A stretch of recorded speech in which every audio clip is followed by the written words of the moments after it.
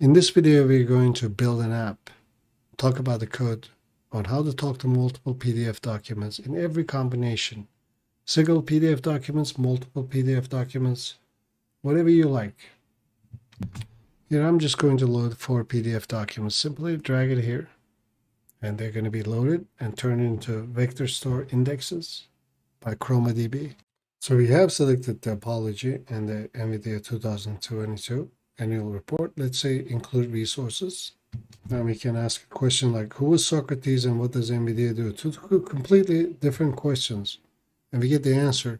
Socrates was a classical Greek philosopher, one of the founders of Western philosophy. NVIDIA invents computing technologies that improve lives and address global challenges, blah, blah.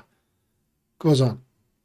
See, our resources come both from NVIDIA, apology, NVIDIA, and apology.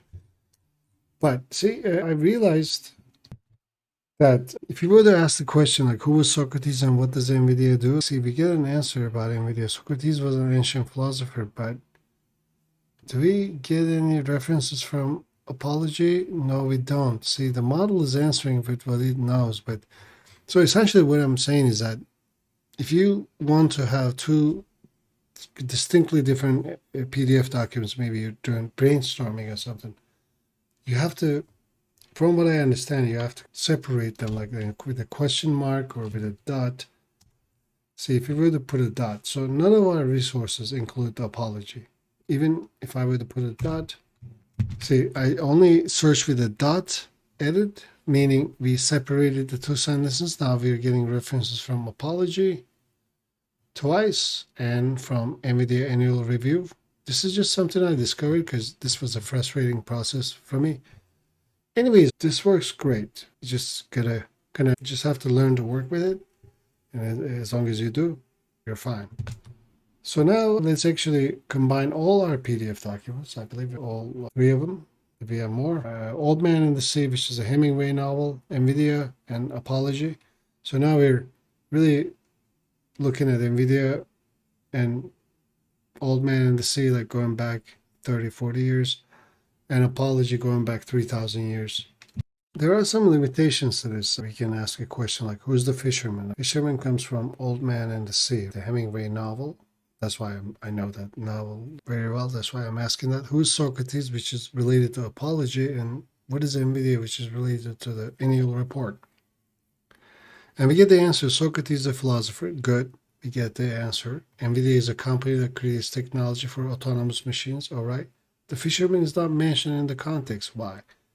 Why does it do that? Because if we go to resources, we can see we have retrieved our first content from apology, second one from apology, third one from NVIDIA annual review, and the fourth one from annual review, and none from Old Man and the Sea. Now, there's nothing that I could really do about this. I could probably, but I am using LangChain's vector retriever, and this is the result. So I'm saying this has some limitations, but it's better than nothing.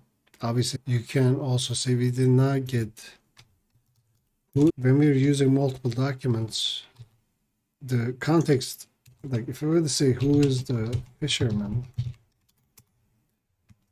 says the he in the passage is referring to the old man, the fisherman. So it never gives his name, but see, our references are from the Old Man and the Sea. All the references related to that. This works, but it doesn't work perfectly.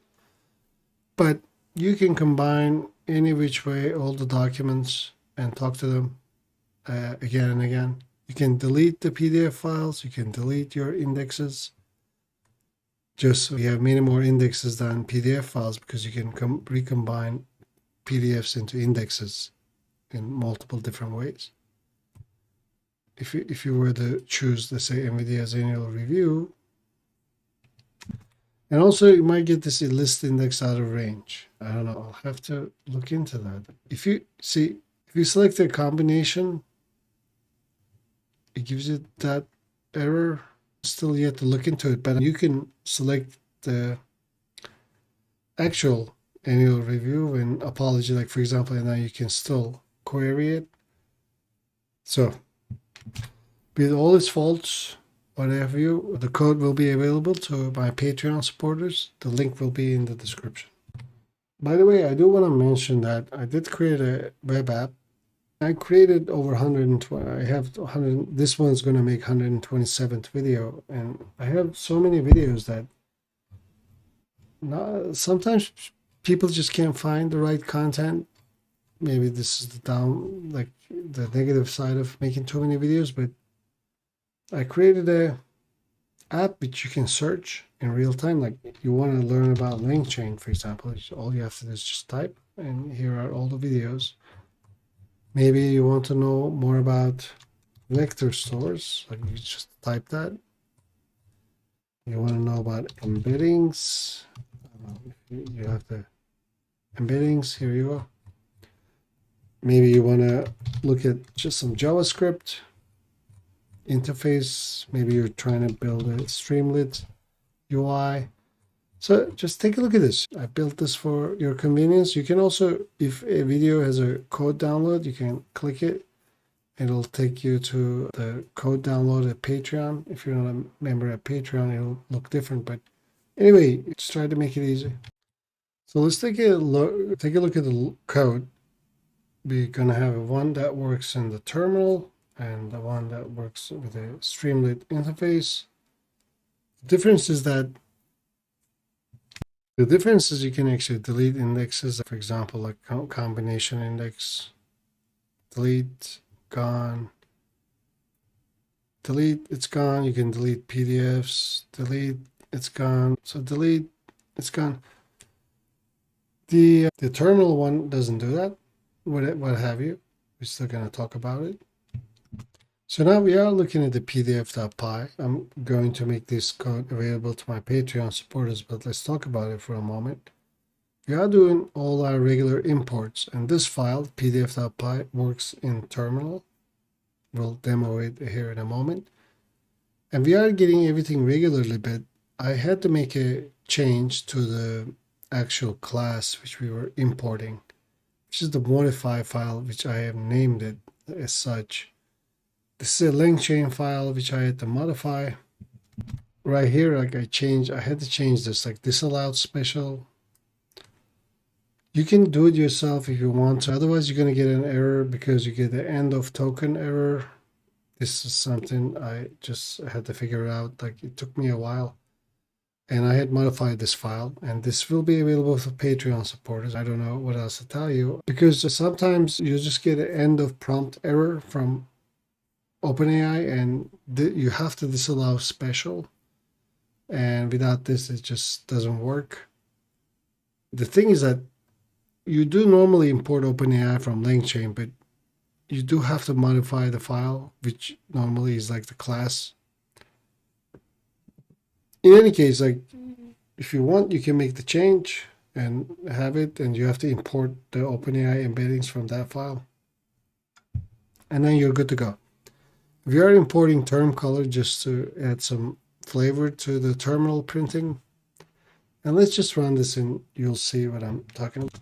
See, when we run this, you can see we do have attention is all you need. NVIDIA 2002 annual review, Old Man and the Sea, an apology, and NVIDIA 2002 annual review combined, because we had done that in the Streamlit version. You can choose an index number to query, but pay attention, you can actually choose multiple indexes or type all. You can actually say all, and it will actually combine, and you will see that a new index will be created. Right here, see, we have created an index with everything. Actually, the all selecting all gave me an error. So this is not a perfect code. It works very well, but it's rough around the edges. Anyway, so like we have created an index with all our PDF documents. Do you want to include resource documents, just like we had in Streamlit? We can say no. And then you can ask, what is NVIDIA? And then you'll get a response. NVIDIA is a company headquartered in Santa Clara, blah, blah, explains. And then you can ask another thing, who was Socrates? I don't know why everything's all caps, Socrates.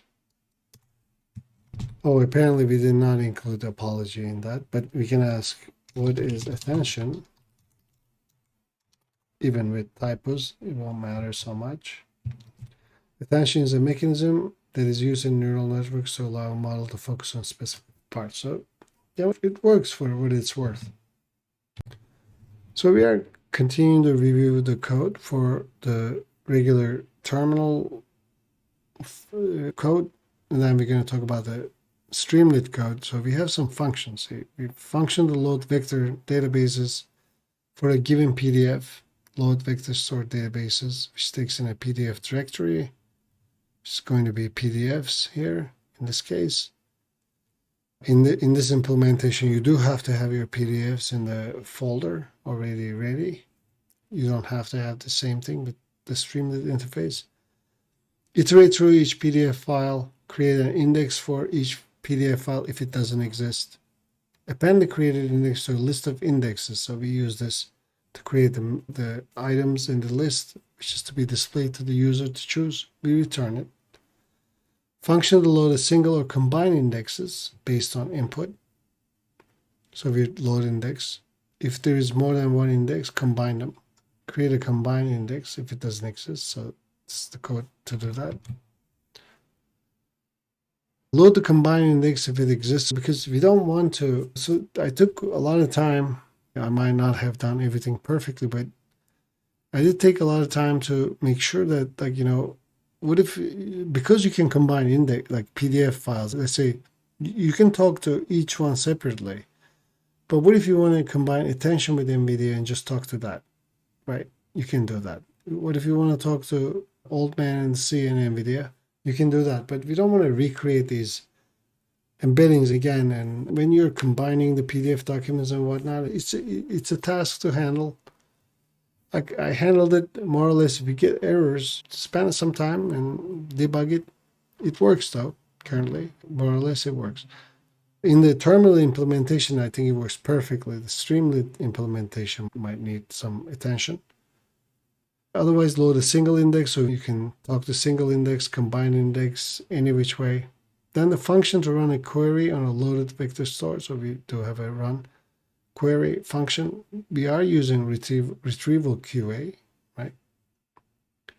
So we are importing all these from LangChain up here. Then we are defining our main function, PDF directory, DB directory. Obviously, PDF directory is where our PDF documents reside. DB directory is where our indexes are. We do have to check if this directory doesn't exist, we create it. If that DB directory doesn't exist, we create it, so we avoid some errors. Just create them. They're going to be an empty directory anyway. Then PDF indexes are going to be load vector database, which is a function we had defined, you just saw, and from the directory. And embeddings is OpenAI embeddings, but this is a modified embeddings again. I just want to mention, because I had modified that file. You can just try it with the LangChain implementation. You keep getting an error. In any case, load combine indexes. So we have to loop through all the indexes in DB directory, whatever we had chosen, and then combine them. Interactive loop. So then now we can really start to get to the crux of the situation where we just want to ask questions about it. And for this terminal version, we enumerate the indexes which we have. So then we ask, which one do you want to talk about? Load it. Ask if we want to include resources, if you want to see what the content that was provided to the large language model. Then we start the interactive loop. This is a loop within a loop for the question answering. We ask a question, right? Then we get a response, run query, and then print it in with term colorway of the response and if you have resources, that's it. This is how it runs. If you were to run it again, you'll be able to see. Oh, answer your query. Let me actually go out of that and run it again. So we can see it's first going to present us with all the indexes that exist. You can choose any. Let's just choose one. Attention is all you need. Do we want resource documents? Let's just say yes, and then let's ask what is attention. Now we're going to get a response plus the resources. So it's going to be quite, so these are the resources, but the answer is this, right? Plus the resources. So this is how it works. Yeah, by the way, the requirements for this file is really, this code is, if you want to run just the terminal version, you don't need Streamlit. But hopefully from this point on, I'm going to include the libraries plus their versions, because I think that's a mistake I made in the past, not doing that. But these are your dependencies. So if we were to go and take a look at the Streamlit version, we are importing Streamlit. We are importing shuttle to manage and delete directories if necessary, because we are doing deletions. Because we can delete indexes, and indexes actually are represented by directories, see, which is not available in the terminal version. So that's why, in any case, we do check for the PDF and directories, load vector database. So most everything remains the same as you had seen, except we are setting a page config for Streamlit, talk to multiple PDF files in every combination imaginable. And here is the thing, I guess this is important. If you want to use this like regular in your local environment, and I have set my key up in my environment variable, so I'm doing that. But like, all you have to do is like uncomment this and comment this out if you want other people to enter their own API key. If you were to do that and run this, and how we run this, right? You start a command prompt. You can start it right here. You must have all your dependencies installed, requirements in a virtual environment. I just have a fast API video environment, which I have these things installed. And then you go Streamlit run pdf.st.py, right? Because Streamlit is the app, run is its command, and pdf_st.py is the name of our Streamlit application. And I just wanted to talk about how the API stuff, once you run this, it will automatically pop out in your browser. So when this comes online, it gives you an option to input OpenAI API key. You can do that too. Earlier in the beginning of the video, you didn't see this because I actually had this one commented out, and I was just using my local OpenAI API key from my computer, which is in the environment variables. Anyway, so we do some checks. We must have an API key, obviously. Let me close this. Document uploader. We do have a document uploader. This is a Streamlit uploader, which accepts multiple documents. And then we are loading the indexes. I think this is not necessary. And then this is the option in the sidebar, the side panel, for being able to delete PDF documents. We can also delete indexes. Because this script is built in a way that it automatically creates indexes out of individual PDF documents, if you were to delete an index which is related to an individual PDF document, then it will auto recreate it. But when you create a combination document, like a combination of two PDF documents, you can actually delete the index. That would be fine. But if you want to delete, in our case, for example, if you want to delete attention is all you need, you must first delete the PDF file. And essentially, when you run it, you'll see. So this is what I was talking about. If I were to delete any combination document, that's fine. But so I look at my PDF documents, like for example, attention is all you need. If I try to delete, this is a combination document, I can delete that. But if I were to try to delete an individual, attention is all you need, then it's just going to recreate it. Okay. So therefore, you must first delete the PDF file. See, now we no longer have it, and the index is gone as well. Just to let you know, feel free to modify the code to your own benefit, to your own use case. That being said, this is the delete PDF files, and then we have a delete indexes. I don't want to go over the code line by line because you do have to check, you do have to do some checking, create a set of stored index names, because we do want to do a set because we don't want to we don't want duplicate names. Add individual indexes to the set, that's fine. Add combine indexes to the set. Convert the set to a list because the set cannot have duplicate element. That's why we're using a set, then converting it into a list. And a bunch of other checks, and such as check if selected index is an individual index, or check if selected index is a combined index. Return the app, update the list. So we are using some experimental functions from Streamlit. Anyway, so this is commented out, forget about it. So this is where we load indexes, right? Simple. Select index. So this is a header for Streamlit. We just load the vector databases, which is from the function above. Index names, add individual index names to the set, and combine index names to the set. Convert set to a list, use combine. I don't know, maybe there's a duplicate here. I'm not sure. I'll have to rethink.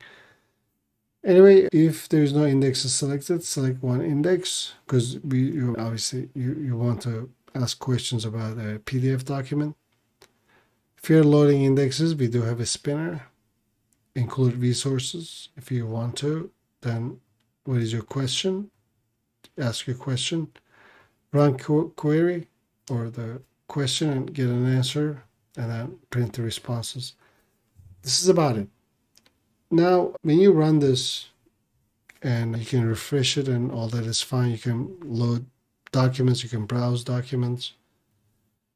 Most of the time it works pretty good, but when you're running it locally, which I am right now, so you see this is running. So if you make a change to your file, normally I'm just going to add like simple print hello, just to make a change. If I save this, Streamlit will detect that change. It would allow me to rerun. And if I rerun, you see, I'm going to get this duplicate validation function error from OpenAI embeddings, which is from the modify file. So that happens, but that only happens if you actually update your code and allow Streamlit to rerun it. Okay, otherwise, if you were to break out of this running, which we can't, but okay, but I'm saying if you were to allow Streamlit to rerun, you run into this problem, but you can actually rerun it from if Streamlit, we're gonna say run.